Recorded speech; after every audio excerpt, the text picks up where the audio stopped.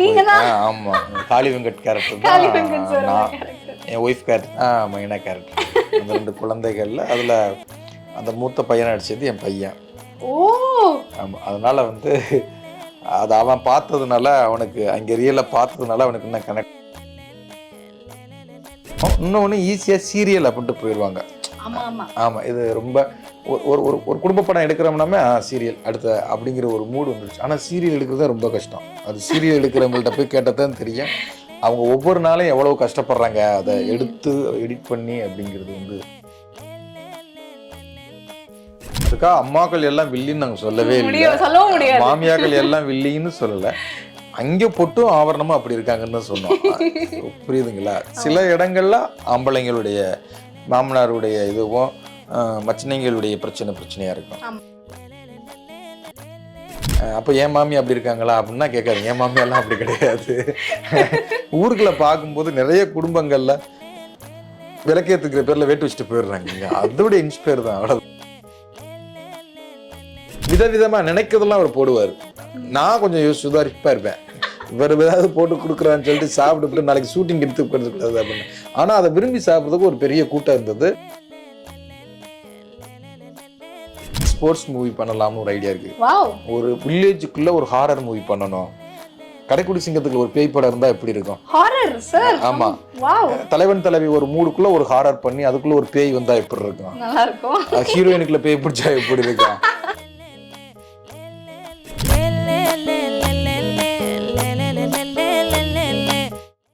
சுட சுட சுவையான பஜ்ஜி சாப்பிடணும்னு நினைக்கிறீங்களா? அப்புறம் என்ன யோசனை? உடனே கிளம்புங்க நம்ம Chennai first ever live making bajji பண்டிக்கு. இங்க ஆந்திரா ஸ்டைல்ல புனுகுலு பஜ்ஜி, பைனாப்பிள் பஜ்ஜி, பனானா பஜ்ஜி, மைசூர் போண்டா, இந்த மாதிரி விதவிதமான வகையான பஜ்ஜிய ரசிச்சு ருசிச்சு சாப்பிடலாம். நம்ம பஜ்ஜி பண்டி சென்னையில எங்க இருக்குன்னு கேக்குறீங்களா? அட, நம்ம Pondy Bazaar, Anna Nagar, south west Boag road, Habibullah road, இந்த 4 இடத்துலயும் நச்சுன்னு லொகேட் ஆகிருக்கு. In Swiggy and Zomato also available. Timing 4 மணில இருந்து 9:30 மணி வரைக்கும். அப்புறம் என்ன யோசனை? உடனே கிளம்புங்க. உங்களுக்கு வேற ஏதாச்சும் டீடைல் வேணும்னா உடனே இந்த நம்பர்ல கான்டாக்ட் பண்ணுங்க. 7287079010. வணக்கம் சார். ரொம்ப சந்தோஷமா இருக்கு. தியேட்டர்ல வந்து நிறைய நாள் ஓடிட்டு இருக்கு அண்ட் இன்னமும் வந்து ஃபுல்லா இருக்கு தியேட்டர்ஸ். அண்ட் நான் வந்து ரீசெண்டா விருகம்பாக்கம் இந்த ஏரியாவில் இருக்கிற ஒரு தியேட்டர்ல பார்த்தேன். அவ்வளோ கூட்டம். ஏன்னா அந்த தியேட்டருக்கு அவ்வளோ கூட்டம் வந்து நான் பார்த்ததில்லை, பட் அதுலேயுமே அவ்வளோ கூட்டம் வந்திருந்தது. And I think it shows the respect to the ஒரு ஃபேமிலி ஆடியன்ஸ் பார்க்குறாங்க, என்ஜாய் பண்ணுறாங்கன்றப்போ இவ்வளோ சக்ஸஸ்ஃபுல்லாக ஓடிட்டு இருக்கு. எப்படி இருக்கு சார்? சந்தோஷமா இருக்கு. இதுக்காக தானே ஆசைப்பட்டோம். ஒரு நாள் ஆடியன்ஸ்க்கு பிடிக்கும், இந்த இடத்துலலாம் கிளாப்ஸ் பண்ணுவாங்க, இந்த இடத்துலலாம் சிரிப்பாங்க அப்படிலாம் நினச்சோம். பட் ரோலிங் டைட்டிலுக்கு கொண்டு பலவு ரெஸ்பான்ஸ் அப்படிங்கிறது பலவு எதிர்பார்க்கல. ஏன்னா எண்டு வரைக்கும் நின்று அந்த கடைசி யோகி பாபு வரைக்கும் நின்று கிளாப்ஸ் அடிச்சுட்டு போகிறது அப்படிங்கிறது வந்து எதிர்பார்க்காது. பட் சேது சாருக்கு அவருடைய கேரியரில் ஒரு ஹையஸ்ட் கலெக்ஷன் அப்படின்னாங்க, என்னுடைய கேரியரில் ஹையஸ்ட் அப்படின்னு இருக்காங்க. டிஸ்ட்ரிபியூட்டர் தேட்டருக்காரங்க நிறைய பேர் ஃபோன் வாங்கி அவ்வளோ சந்தோஷப்படுறாங்க. சார் அவ்வளோ கூட்டமாக மொத்த ஃபேமிலியாக பார்க்குறதுக்கு அவ்வளோ சந்தோஷமாக இருக்குது. கேண்டீன்லேருந்து ஒரு கலைஞனாக ஒரு எங்கேயோ ஏதோ ஒன்று நினச்சி ஒரு கதையாக ஒரு பிள்ளையார் சொல்லி போட்டது அது இவ்வளோ பேருக்கு கனெக்ட் ஆகி என்னென்னா படம் பார்க்குறவங்க எல்லாரும் ஏதோ ஒரு விஷயத்தில் கனெக்ட் ஆகிடுறாங்க. இது எங்கள் கதையாக நடந்தது, இது நான் பார்த்தது, இது நிறைய பேர் என்ன எங்கள் கதையை அப்படியே எடுத்து வச்சிட்டிங்க, என்னது எங்கள் கதையை அப்படியே சொல்லிட்டீங்க அப்படின்னு. அப்போ அவ்வளோ கனெக்ட் ஆயிருக்கு அப்படிங்கும்போது சந்தோஷமா இருக்கு. அண்ட் உங்க கேரக்டர்ஸ் ஒன்றுமே அப்படி இருந்தது. ஏன்னா நம்ம இவங்களை பர்டிகுலரா குறையும் சொல்ல முடியாது. ஏன்னா ஃபேமிலினா அப்படிதானே, ஒருத்தர் ஒரு மாதிரி இருப்பாங்க அப்படின்றப்போ. பட் படம் பார்க்குறப்பே வந்து சில சீன்ஸ்லாம் வந்து ரொம்ப எமோட் பண்ணிக்கிட்டாங்க ஆடியன்ஸ். லைக் அவங்க யாராவது காயப்படும் போதோ இது பண்ணும்போதோ இவங்க வந்து கத்துறதா இருக்கட்டும், ஆக்ரோஷப்படுறதா இருக்கட்டும், அந்த மாதிரி ரொம்ப கனெக்ட் ஆகி பார்த்தாங்க. பட் இப்போ இந்த மாதிரி ஒரு ஸ்கிரிப்ட் நம்ம பண்ணுறப்போ அது எங்கேயோ ஒரு இடத்துல ஒரு இம்பாக்ட் கொடுத்துருக்கோம்ல சார். பிகாஸ் அது வந்து ரொம்ப லைவ்லியாக இருந்தது, பயங்கர லைவ்லியான ஒரு மூவி. ஸோ அதோட லைட்டாக ஒரு இன்ஸ்பிரேஷன் எதுலேருந்து வந்தது? இன்ஸ்பிரேஷன் வந்து நான் என் ஃபேமிலியோட என்னுடைய மூத்த பையன் பிறந்த நாளுக்கு என் குலதெய்வம் கோயிலுக்கு போகும்போது அங்கே நடந்த ஒரு அந்த கோயிலில் நடக்கிற இது வந்து அது ஒரு இன்ஸ்பயர் ஆச்சு. ஒரு ஒரு ஒரு ஒரு அங்கே ஒரு கோயிலில் ஒரு சின்ன தகராறு நடந்தது. அந்த தகராறை போய் நான் விலைக்கு விட்றதுக்காக போனேன். விலைக்கு விட்டு ஆமாம், காளி வெங்கட் கேரக்டர் தான் நான், என் ஒய்ஃப் கேரக்டர் தான் மெயினாக கேரக்டர். அந்த 2 குழந்தைகளில் அதில் அந்த மூத்த பையனை அடித்தது என் பையன். ஆமாம், அதனால் வந்து அது அவன் பார்த்ததுனால அவனுக்கு அங்கே ரியலாக பார்த்ததுனால அவனுக்கு இன்னும் கனெக்ட் ஆகும்னு அவன் நடிக்க வச்சேன். அது ஆனால் அந்த கதையை அவங்க கதையை நான் பண்ணலை. ஆனால் ஏன் சண்டை, ஏன் இப்படி வந்து கோயில் தளத்தில் வந்து இப்படி சண்டை போட்டு இப்படி பிரிஞ்சு இப்படி ஒருத்தரை வார்த்தைகளில் காயப்படுத்திக்கிட்டு அடிச்சுக்கிட்டு அங்கே பயங்கர சண்டை, அங்கே பிடிச்சி ஒருத்தர் அங்கே பயங்கரமாக அட்டாக் பண்ணிக்கிட்டு இருந்தாங்க. அப்போ அந்த கேள்வி தான் அந்த படம். அப்போ ஆனால் அவங்களுடைய கதையை நம்ம எடுக்கலை. அந்த இன்ஸ்பயரை எடுத்துக்கிட்டு அந்த விஷயத்தை எடுத்துக்கிட்டு நான் ஆகாச விருண்டம் இப்படி இருந்தா எப்படி இருக்கும், பேரரசு இப்படி இருந்தா எப்படி இருக்கும் அப்படின்னு நம்ம நிறைய பார்த்துருக்கோம்ல. வேற கேரக்டர் பார்த்துருப்போம். இப்பவும் ஊருக்கு போகும்போது கண்டிப்பா ஆகாச விருணையோ பேரரசியவோ இதை விட ரக்கடாவை விட நம்ம சந்திக்கலாம். அதை தூக்கிதுக்குள்ள வைக்கணும் அப்படிங்கிறது இது அப்படிதான் அது உருவானது. கரெக்டா. நிறைய பேர் இந்த மென்னுக்கு ரிலேட் ஆச்சு. ஏன்னா அவங்க அந்த நடுவுல என்ன பண்றதுன்னு தெரியாம இருப்பாங்கல்ல. அங்க ஒரு பிரச்சனை நடக்கும், இங்க ஒரு பிரச்சனை நடக்கும், அம்மா ஒண்ணு சொல்லுவாங்க, ஒய்ஃப் ஒண்ணு சொல்லுவாங்க. அது வந்து நீங்க எங்கெல்லாம் சார் நோட்டீஸ் பண்ணிருக்கீங்க? அது வந்து ஒரு இடத்துல இருந்து வந்திருக்காது, நிறைய இடங்கள்ல இருந்து வந்திருக்கும்.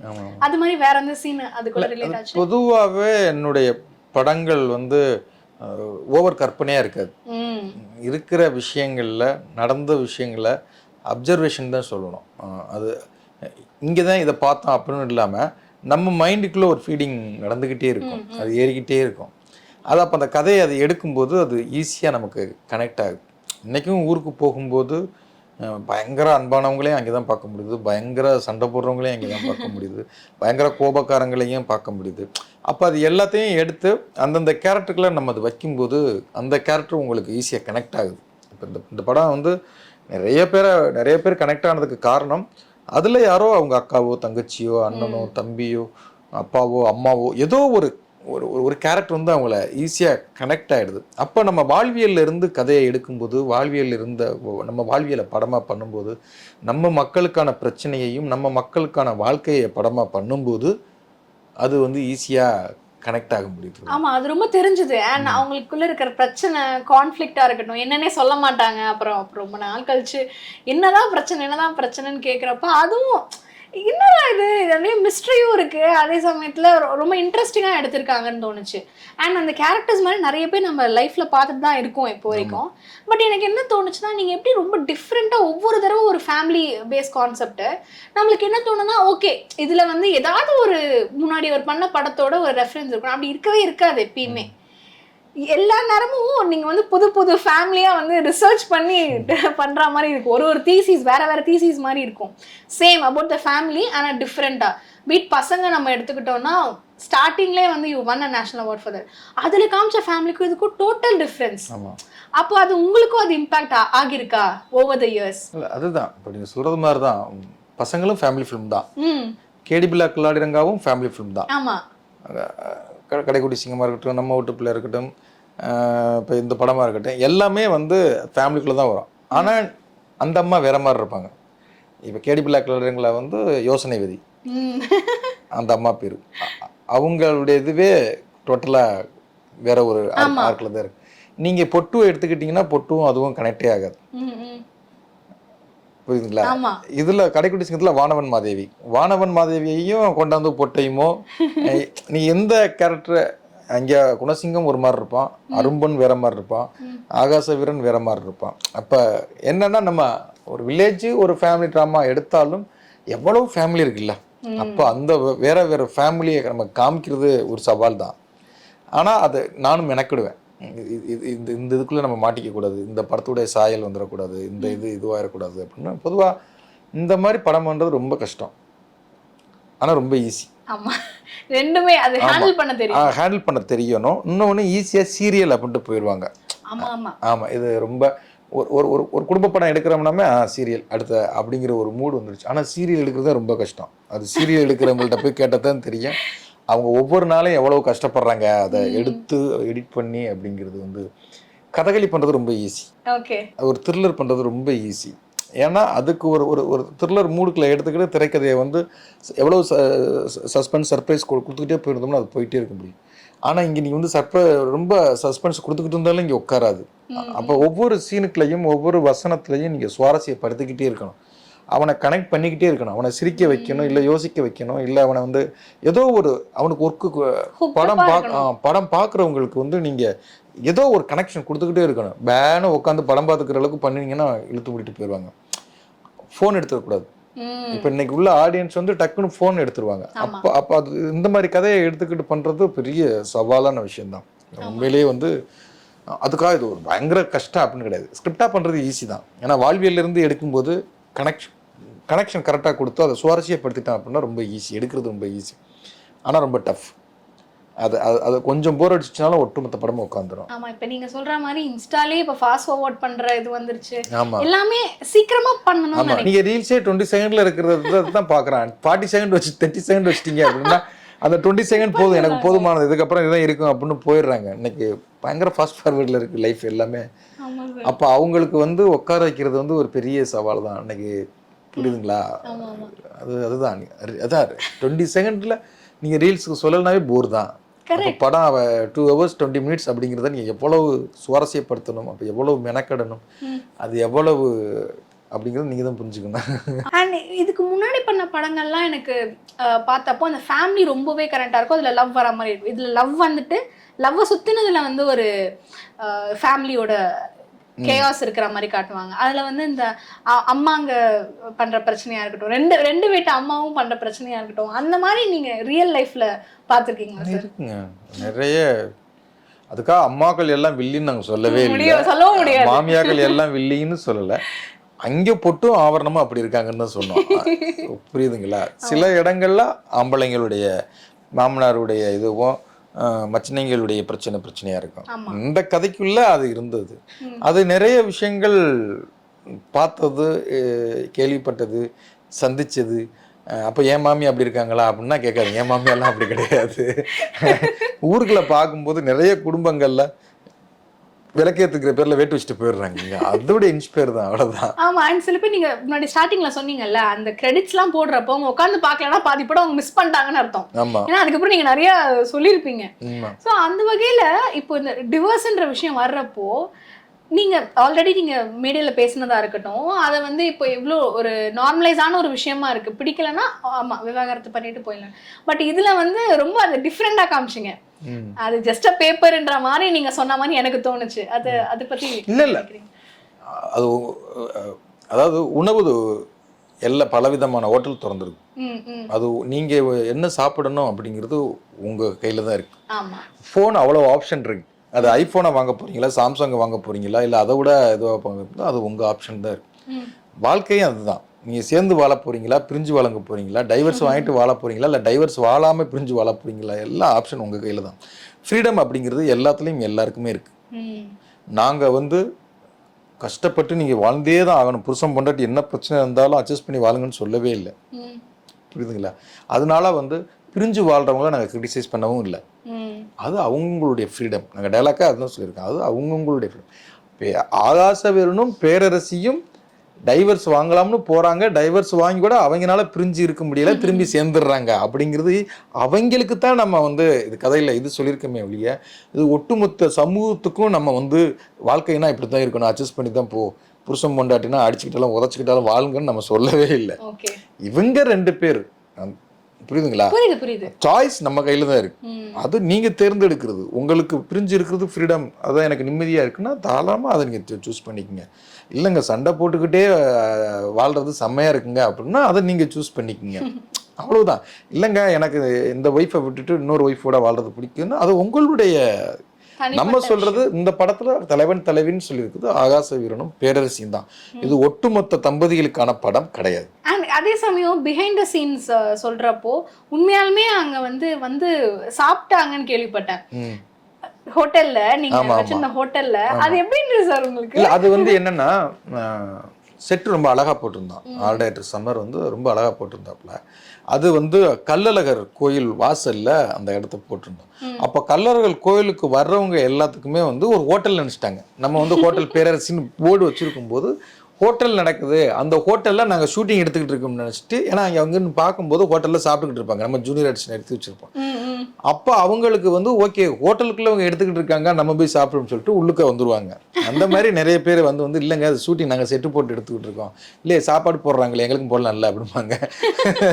அந்த மாதிரி வேடிக்கை பார்க்க வந்தவங்களாம் நடிக்க வச்ச அனுபவங்களும் அதுக்குள்ள இருக்குது. Super sir. ஆனால் ஒன்று பண்ணிட்டீங்க நீங்கள், அந்த பரோட்டானால படம் முடிச்சுட்டு எல்லாரும் பரோட்டா கடைக்கு போய் பரோட்டா தான் சாப்பிட்டாங்கன்னு நினைக்கிறேன். நானும் அதான் பண்ணேன். பிகாஸ் அது டெம்ப்டிங்காக அதை காமிச்சதே ஒரு மாதிரி நல்லா இருந்தது. அண்ட் இன்ஃபேக்ட் விடுதலை 2 அந்த காலகட்டத்தில் போய் இன்டர்வியூ பண்ணுறப்போ சொன்னார், நான் நெக்ஸ்ட் ஒரு மூவி பண்ணிட்டு இருக்கேன், அதுக்காக வந்து பரோட்டா எப்படி போடுறதுன்னு கற்றுட்டு இருக்கேன்னு. அவர் அப்பையிலேருந்து கற்றுட்டு இருந்தாரு, ட்ரைனிங் பண்ணிட்டு இருந்தாரு. இப்போதான் புரியுது எதுக்குன்னு. So very interesting. அது ஏன்னா அவ்வளோ ஒரு மெனக்கெடல், ஒரு படத்துக்கு முன்னாடி ட்ரைனிங் பண்ணுறதா இருக்கட்டும், அது ரொம்ப நேர்த்தியாக வரணும்னு போட்ட எஃபர்ட் இருக்குல்ல. அந்த மாதிரி என்னெல்லாம் சார் இருந்தது இந்த மூவில? இல்லை தான் இன்னொன்னும் இந்த படம் பார்த்துட்டு எல்லாரும் பயங்கரமாக புரோட்டா சாப்பிடணும் அப்படின்னு நாங்கள் நினைக்கல. என்ன பரோட்டா இப்பவும் சொல்கிறேன், புரோட்டா அதிகம் சாப்பிடாதீங்க, அது நல்லதில்லை, ஓகேங்களா? சாப்பிடுங்க, லிமிட்டாக சாப்பிடுங்க. இதில் வந்து ட்ரைனிங் வந்து அவர் சேது சார் பண்ணார். என்னென்னா சும்மா மேட்ச் பண்ணி எடுக்கிறத விட, நாளைக்கு உங்களுக்கு புரோட்டா போட தெரியுமானா போட தெரியும், கற்றுக்கிட்டீங்களான்னா கற்றுக்கிட்டேன் அப்படின்னா அவருக்கு எல்லாமே இப்போ பண்ண தெரியும். ஆஃப் ஆயிலிருந்து, ஆம்லேட்லேருந்து, தோசையிலேருந்து, பரோட்டாவிலேருந்து அவருக்கு எல்லாமே போட தெரியும், எல்லாமே கற்றுக்கிட்டார். அது என்னென்னா சும்மா ஷூட்டிங் ஸ்பாட்டுக்கு வந்தோம், உட்காந்துக்கிட்டு இருந்தோம், கொஞ்சம் நேரம் ஜாலியாக பேசிக்கிட்டு இருந்தோம் அப்படின்னு இருக்க மாட்டேது. அவர் அந்த இங்கே ஆஃபீஸில் போட்டு கற்றுக்கிட்டு அங்கே வேற ஒரு மாஸ்டர்கிட்ட வேற என்னென்னலாம் பண்ணலாம், எப்படி ஃப்ரை பண்ணுறது, எப்படி இதை வந்து வதக்க விடுறது, ஆனியனை எந்த அளவுக்கு பழுப்பு, அந்த பழுப்பு ஆகுற வரைக்கும் எவ்வளவு வேக விடணும், அவ்வளவு இதுவும் ஸ்டடி பண்ணார். அவர் பண்ணி தான் அந்த இதை வந்து எல்லாமே இது பண்ணோம். ஆனால் அது எங்களுக்கு வந்து அது ரொம்ப நல்ல ஜாலியாகவும் இருந்தது. அது என்னென்னா அது உணவு அப்படிங்கிறதுனால அதை கற்றுக்கிறதுக்கு எல்லாத்துக்குமே சுவாரஸ்யமாக இருந்தது. இப்போ அவர் சமைச்சு கொடுக்கும்போது அது என்ன ஃப்ளேவரில் இருக்கும், என்ன டேஸ்ட்டில் இருக்கும், அதை சாப்பிட்டு பார்க்கலாமேங்கிற ஒரு ஆவலையுமே அது கொடுக்கும். அதை வந்து அவரை ரசித்து அங்கே யூனிட்டில் உள்ளவங்க எல்லாத்துக்கும் வாடா உனக்கு சாப்பிட்றியாடா, நீ சாப்பிட்றியாடா, நீ சாப்பிட்றியாடான்னு அது கொடுப்பாரு. சில நேரம் வந்து பரோட்டா பொங்கலாக ஆகிடும், அதனால அது பரோட்டா பொங்கல். ஆமாம், அது வந்து ஒரு பரோட்டா பொங்கலாக சாப்பிட்றதுக்கு கற்றுக்கிட்டோம். அது சாக்லேட் பரோட்டா போடுவார், வாட்டர்மெலனில் போடுவார், பைனாப்பிளில் போடுவார், விதவிதமாக நினைக்கிறதெல்லாம் அவர் போடுவார். நான் கொஞ்சம் சுதாரிப்பாக இருப்பேன், இவர் ஏதாவது போட்டு கொடுக்குறான்னு சொல்லிட்டு சாப்பிட்டு நாளைக்கு ஷூட்டிங் எடுத்துக்கிறது கூடாது அப்படின்னு. ஆனால் அதை விரும்பி சாப்பிட்றதுக்கு ஒரு பெரிய கூட்டம் இருந்தது. நித்யாவே சில நேரங்களில் சாப்பிடுவாங்க, அது செம்மையாக இருக்குது அப்படின்னு சொல்லி சாப்பிட்டு இருப்பாங்க. நான் ரொம்ப சாப்பிட மாட்டேன், ஏன்னா மறுநாள் ஷூட்டிங் எனக்கு ரொம்ப முக்கியம் அப்படிங்கிறதுல நான் ரொம்ப கான்சியஸாக இருந்தேன். ஓகே, ஆனால் அது ஒரு நல்ல எஃபர்ட் சார், இது ஃபன் அண்ட் எஃபர்ட் கலந்ததுனால தான் இப்போ அது நம்மளுக்கு ரிஃப்ளெக்ட் ஆகுது இல்லை? கண்டிப்பாக அவருடைய அவர்னும் இல்லை, சேது சாராக இருக்கட்டும், நித்யாவாக இருக்கட்டும், ஒவ்வொரு ஆளுமே அவங்களுடைய எஃபோர்ட் இந்த படத்துக்கு. இப்போ தீபாக்கெல்லாம் பார்த்தீங்கன்னா எவ்வளோ சாப்பிட சொன்னாலும் ஐயோ இப்போ தானே சாப்பிட்டுன்னு சரவணன் சார் பார்த்தீங்கன்னா படம் ஃபுல்லாக சாப்பிட்டுக்கிட்டே வேற இருப்பாங்க. அது ஒன் மோர்னு போய்கிட்டு இருக்கும்போது அது எடுத்துக்கிட்டே தானே இருக்கணும். இதில் என்ன பிரச்சனைன்னா இப்போ மற்றவங்களாம் சாப்பிட்றது மாதிரி நடிப்பாங்க. இப்போ நீங்கள் பார்த்தீங்கன்னா காஃபி டம்ளர்லேயே காஃபி இருக்காது, அதுக்கு சும்மா தண்ணி மாதிரி வச்சுக்கிட்டு அதை அப்படி குடிக்கிறது மாதிரி நடிப்பாங்க. ஆனால் இதில் உள்ள ஆர்டிஸ்ட் எல்லாருமே சாப்பிட்றதுன்னா அதை ரசித்து சாப்பிடுவாங்க. நான் நித்யா கிட்டலாம் சில நேரம் சொன்னேன், ஐயோ நித்யா ஒன்பது போயிட்டே இருக்கோம், நீங்கள் சாப்பிட்றது மாதிரி. அது எப்படி, நான் காசு வாங்கிட்டு தானே நடிக்கிறேன், மற்றவங்க நடிக்கும்போது இந்த சீனை பார்க்கும்போது இவங்க சாப்பிடாம நடிச்சிருக்காங்க அப்படின்னு கோவம் வரும். அப்போ நான் அதை எப்படி பண்ணுவேன் அப்படின்னு சொல்லி அதை ரசித்து பண்ணுவாங்க. சேது சார்லாம் அது எத்தனை டேக்கு போனாலும் அதை ரொம்ப ரசித்து அந்த ஒரு சீன் இருக்குல்ல, பொண்டாட்டி கோச்சுக்கிட்டு போனதுக்கப்புறம் தலையில் அடிச்சுக்கிட்டு சாப்பிடுவார்ல, அதெல்லாம் கட்டே சொல்ல மாட்டேன். ஏன்னா அவர் நடிக்கிறது அவ்வளோ அழகாக இருக்கும். நமக்கு இந்த படத்தில் நிறைய நான் கட் சொல்லவே இல்லை. நித்யா நடிக்கிறதா இருக்கட்டும், தீபாக்காவா நடிக்கிறதா இருக்கட்டும், சரவணன் சார் நடிக்கிறது, எல்லாருமே ஏதோ ஒரு விதத்தில் பண்ணுவாங்க. அதுவும் சேது சாரும் நித்யாவும் அவங்க காம்பினேஷனில் எடுக்கும்போது கட்டு நான் சொல்லவே மாட்டேன். அவங்க நடித்து முடித்து கட்டு நீங்கள் போங்க கட்டே சொல்ல மாட்டீங்க அப்படிங்கிற அளவுக்கு அப்புறம் அவங்க கட்டு சொல்லுவாங்க. அந்த மாதிரி நிறைய இது இருக்கும். ஏன்னா அவ்வளவு அழகாக அதை ரசித்து சாப்பிடுவாங்க. அவங்க சாப்பிட்றதே நம்ம அப்படியே பார்த்துக்கிட்டே இருப்போம் கட் சொல்லாமல். சார் நான் சாப்பிட்டு முடிச்சுட்டு இதுக்கு மேலே என்ன சார் சாப்பிட்றது அப்படின்னு சொல்லி அப்படி ரசித்து சாப்பிட்றத கூட ரசித்து பண்ணாங்க. சண்டை போடுறத ரசித்து சண்டை போட்டாங்க. ரசித்து இந்த படம் எடுத்ததுனால அன்னைக்கு ஆடியன்ஸ் அதை ரசிக்கும் போது அது நமக்கு அவ்வளவு சந்தோஷமா கனெக்ட் ஆகுது. கண்டிப்பா ஒருத்தர் ஒன்றுத்து கனெக்ட் பண்ணிப்பாங்க. நீங்க சொன்ன மாதிரி நீங்க தான் காளி வெங்கட் சாரோட அந்த கேரக்டர் இன்ஸ்பயர் பண்ணி வந்துச்சுன்னா அவரு தான் எனக்கு ரொம்ப பிடிச்சிருந்தது. ஏன்னா அவங்க மாட்டு செவனேன்னு போயிட்டு இருந்தாங்க, 2 பேரும் ரொம்ப யதார்த்தமா அதை பண்ணியிருப்பாங்க. எல்லாமே ஒரு மாதிரி ஃபுல் ஃபிளெஜ்டா இருந்தது படத்துல. அண்ட் ஒன் மோர் திங், இப்போ நம்ம உங்களோட முன்னாடி படங்கள்ல இருக்கிற கப்பிள்ஸ்லாம் எடுத்து பார்த்தோம்னா பசங்க 2வா இருக்கட்டும், லைக் சூர்யா சார் அமலாபால், அவங்களோட இது ரொம்ப டிஃப்ரெண்டா இருக்கும் இதை கம்பேர் பண்றப்போ. ஸோ அது மாதிரி இருக்காங்கன்றதை நீங்க காட்டுறீங்க, like very different kind of couples. உங்களோட ஃபேவரட் கப்பிள்ஸ் யாரு? உங்களுக்கு ரொம்ப க்ளோஸ் டு, அதாவது உங்களோட கேரக்டருக்கு க்ளோஸ் டு இருக்கிற மாதிரியான ஏதாவது ஒரு கேரக்டர்? பசங்க டு சூர்யா சார் அமலாபால் பேர் வந்து நிறைய பேர் ரீல்ஸாக வச்சுருப்பாங்க. இப்படி ஒரு கப்புள்ஸ் இருக்கணும், அதுவும் கன்சீவான டைங்களில் ஒரு ஹஸ்பண்ட் எப்படி ஒய்ஃபை வந்து கேர் எடுத்துக்கணும் அப்படிங்கிற அது ஒரு சாங் மாதிரி ஒன்று பண்ணியிருப்போம். அது நிறைய என்னைய டேக் பண்ணிக்கிட்டே இருப்பாங்க. இவ்வளவு கனெக்டாக இருக்குது அப்படிங்கும்போது அது அது எனக்கு ரொம்ப பிடிக்கும். இப்போ இதில் வந்து தலைவன் தலைவியில் வந்து இதில் கடைக்குடி சிங்கத்தில் சத்யராஜ் சார் வந்து அவர் அந்த குடும்பத்தை மெயின்டைன் பண்ணுற அதை கேர் எடுத்து அந்த குடும்ப ஒவ்வொருத்தனுக்கும் ஒவ்வொன்று மேலே போகுது, எனக்கு என் குடும்பத்து மேலே போகுதுங்கும்போது ஒரு அப்பாவா அவர் அந்த குடும்பத்தை பேலன்ஸ் பண்ணி அந்த இது பண்ணுறது அதுவும் எனக்கு அந்த பெருநாளி ரணசிங்கம் அப்படிங்கிற இதுவும் எனக்கு ரொம்ப பிடிக்கும். கேடி பில்லா கில்லாடி ரங்கால அவர் அந்த மனோஜ்குமாருக்கும் அந்த யோசனை விதியாக நடித்த அவங்க ஹஸ்பண்ட் ஒய்ஃபுக்குள்ள ஒரு அழகான ஒரு ரிலேஷன் இருக்கும். இங்கிட்ட அட்ராசிட்டி பண்ணுற டெல்லி கணேஷுக்கு கேரக்டரும் அவங்க ஒய்ஃபுக்குள்ள ஒரு புரிதல் இருக்கும். அவர் வாழ்க்கையை எப்படி வாழணும், எப்படி வந்து சனிக்கிழமையை எப்படி என்ஜாய் பண்ணணும், ஞாயிற்றுக்கிழமை எப்படி என்ஜாய் பண்ணணும், டைம் டேபிள் போட்டு ஒர்க் பண்ணுற. இன்றைக்கும் அது டெல்லி கணேஷ் சார் அந்த ரசித்து பேசுகிறாருல, அந்த மீனை எடுத்து அது எப்படி சாப்பிடணும் அப்படிங்கிறத முதற்கொண்டு ரீல்ஸாக நிறைய இதுவாகும்.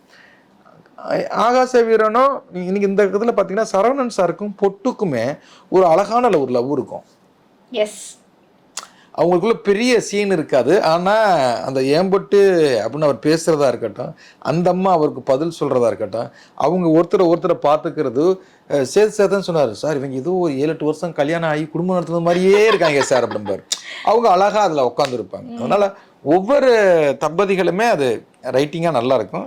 எனக்கு ஒவ்வொரு தம்பதிகளுமே பிடிக்கும். எனக்கு பர்டிகுலராக ஆகாச வீரன் பேரரசு தம்பதி எனக்கு ரொம்ப பிடிக்கும். அவங்க அந்த சண்டை போடுறதே ஒரு அழகா இருக்கு எனக்கு. அதே மாதிரி கடைக்குட்டி சிங்கம்லையும் தீபா மேம் அவங்களுக்கு பாரா நடிச்ச அவங்க 2 பேருக்குமே அது ஒரு கனெக்ஷன் எனக்கு பிடிக்கும்.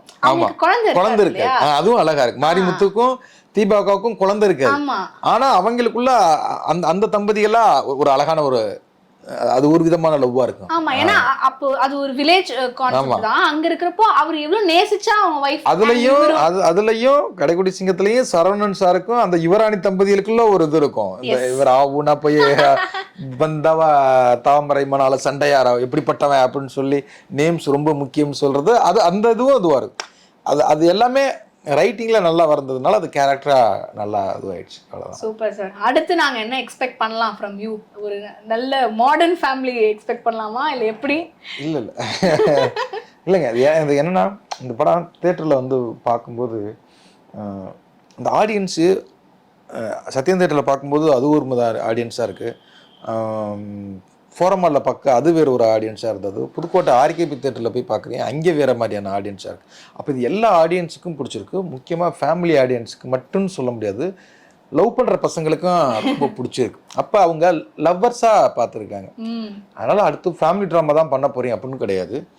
ஆனால் எல்லா ஃபேமிலிகளுக்கும், நான் சொல்கிறது ஃபேமிலின்னு சொல்கிறது யூத் பசங்களுக்கும் ஃபேமிலிகளுக்கும் எல்லாருக்குமே பிடிக்கிற ஒரு ஒரு படமாக, ஆனால் தேட்டரில் என்டர்டைன்மெண்ட்டாக செம்ம ஜாலியாக ஃபன் பண்ணுற படமாக பண்ணணும். இதை வந்து இந்த படத்தை வந்து ஓடிடியில் எப்படி ரிசீவ் பண்ண போகிறாங்கன்னு தெரில, ஆனால் தேட்டர் மூடு அப்படி இருந்தது. அப்போ இது தேட்டர் மூடு படம் அப்படிங்கிற மூடு இருந்ததுல. அடுத்து பண்ணுறது தேட்டரில் வந்து கொண்டாடுற ஒரு படமாக இருக்கணும். ஸ்போர்ட்ஸ் மூவி பண்ணலாம்னு ஒரு ஐடியா இருக்குது. ஒரு வில்லேஜுக்குள்ளே ஒரு ஹாரர் மூவி பண்ணணும். கடைக்குடி சிங்கத்துக்கு ஒரு பேய் படம் இருந்தா எப்படி இருக்கும்? Horror sir. ஆமா, தலைவன் தலைவி ஒரு மூடுக்குள்ள ஒரு ஹாரர் பண்ணி அதுக்குள்ள ஒரு பேய் வந்தா எப்படி இருக்கும்? நல்லா இருக்கும். ஹீரோயினுக்குள்ள பேய் பிடிச்சா எப்படி இருக்கும்? அந்த மாதிரி ஒரு வில்லேஜுக்குள்ள இது வரைக்கும் பெரிய லெவல்ல எதுவும் ஒரு ஹாரர் வந்து இதுவாகல. ஆனா வில்லேஜுக்குள்ள தான் ஹாரர் பேயை பத்தி பயங்கரமா கதைகளை சொல்லிக்கிட்டே இருப்பாங்க. வந்துச்சு, உட்கார்ந்து இருந்துச்சு, இங்க இருந்தது, சாப்பிட்டு போச்சு அப்படின்னு ஒரு பயங்கரமா கதை சொல்லுவாங்க. எங்க அம்மாக்கள் வந்து அப்போ வந்து எங்களை பயமுறுத்துறதுக்கு பேய் கதைகள் நிறைய கதைகளை எங்களுக்கு சொல்லி சொல்லி இது பண்ணியிருக்காங்க. அப்படி ஒரு வில்லேஜுக்குள்ள ஒரு பேய் கதை பண்ணணும் அப்படின்னு ஐடியா இருக்கு. Super sir. புரியுதுங்களா? ஜானராகவே வந்து ஒரு ஸ்போர்ட்ஸ் மூவி டோட்டலாக என்ன வேர்ல்டுடா அது இவ்வளவு டீட்டெயிலாக பண்ணியிருக்காங்கல்ல அப்படின்னு சொல்கிற அளவுக்கும் ஒரு ஆசை இருக்குது. இன்னைக்கும் கதகளி அப்படின்னு நிறைய பேர் ஆசைப்பட்டு நிறைய பேருக்கு அது பிடிக்கும். நீங்க கடலூர்ல தான். ஆமா, ஒரு பயங்கரமா திருப்பி ஒரு ஹாரர் பண்ணணும், அது ஒரு த்ரில்லர் பண்ணணும், ஒரு த்ரில்லர் மூடுக்குள்ள ட்விஸ்ட்டாக அடிச்சு கொண்டு போகணும்னு இருக்கு. ஆனால் எது குயிக்காக எது அமைஞ்சு ஃபஸ்ட்டு வருது அப்படிங்கிறத ஒரு படைப்பாளி தேர்ந்தெடுக்க முடியாது. ஒரு படைப்பு தான் முதல்ல நம்மளை தேர்ந்தெடுக்கும். எந்த படம் எப்போ நம்மக்கிட்ட இருந்து வரணும் அப்படிங்கிறத படைப்பு தான் தேர்ந்தெடுக்கும். அது எது தேர்ந்தெடுக்குதோ அதை எடுத்துக்கிட்டு நம்ம அடுத்து இறங்கிட வேண்டியதான் கண்டிப்பாக. ஆனால் ஒரு தியேட்டரில் செம்மையாக செலிப்ரேட் பண்ணுற ஒரு படமாக கண்டிப்பாக இருக்கும். ஓகே, ஹாரர் எல்லாம் ஸ்போர்ட்ஸ் இது ரெண்டுத்துல ஏதாவது ஒன்று நாங்கள் பார்ப்போம்னு நினைக்கிறோம். இருக்கலாம், எதுவாக இருந்தாலும் இருக்கலாம். Thank you so much sir. Thank you. நிறைய படம் பண்ணணும் அண்ட் இதே மாதிரி மக்கள் என்டர்டெயின் பண்ணிட்டே இருக்கணும். Thank you so much. நன்றி. எனக்கும் ரொம்ப உங்களோட பேசினது ரொம்ப சந்தோஷம். எல்லாருக்கும் நன்றி. தேங்க்யூ.